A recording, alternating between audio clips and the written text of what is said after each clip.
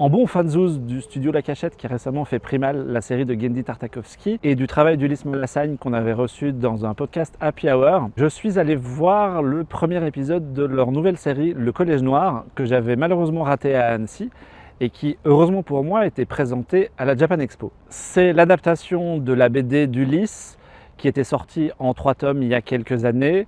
C'est produit par ADN et par rien de moins que la Toei côté Japon, pour une distribution dans le monde entier et pour une diffusion à l'automne. Si vous avez lu la BD, vous savez peut-être de quoi ça parle. Sinon, ça raconte l'histoire de l'auteur et de sa jeunesse dans le Cantal. Alors évidemment, c'est une jeunesse fantasmée, puisqu'il y a une grosse dose de fantastique qui est inclus dans cette histoire, où il vit dans un espèce d'internat qui est à moitié une église, et avec sa bande de potes, ils vont avoir des aventures avec un côté surnaturel.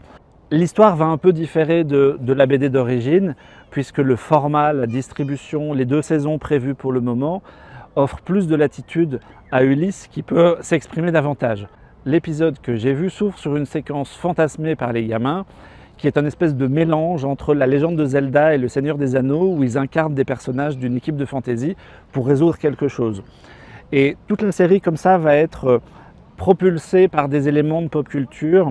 C'est inspiré des animés japonais. Les personnages, comme dans la BD, sont chibi, donc de petite taille et de petites proportions. Et l'histoire, elle, va se concentrer sur la disparition de l'un d'eux. Dans la bande dessinée, c'est brièvement évoqué pour un peu passer à autre chose.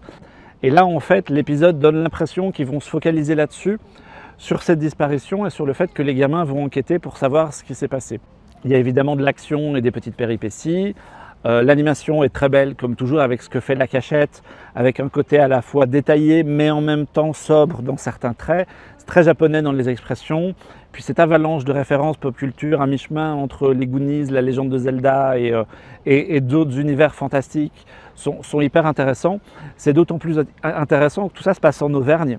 Et c'était une volonté de l'auteur déjà de montrer ses racines, mais il expliquait à la Japan Expo que lui, finalement, en tout cas les gens qui ont travaillé à La Cachette, quand ils regardent Nicky Larson ou un film de Makoto Shinkai, ils voyagent au Japon et ils se retrouvent dans Tokyo tel qu'il est.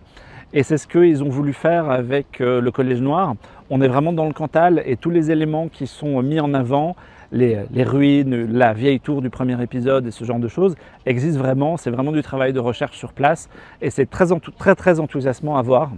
Bref, c'est un épisode enthousiasmant, c'est le premier boulot indépendant de La Cachette, qui n'est pas vraiment une commande pour une série ou pour une anthologie. C'était vraiment très bien animé, très enthousiasmant, assez drôle, avec de l'action, de belles images. Et moi, j'ai très hâte de voir la suite. Ce sera sur ADN à l'automne.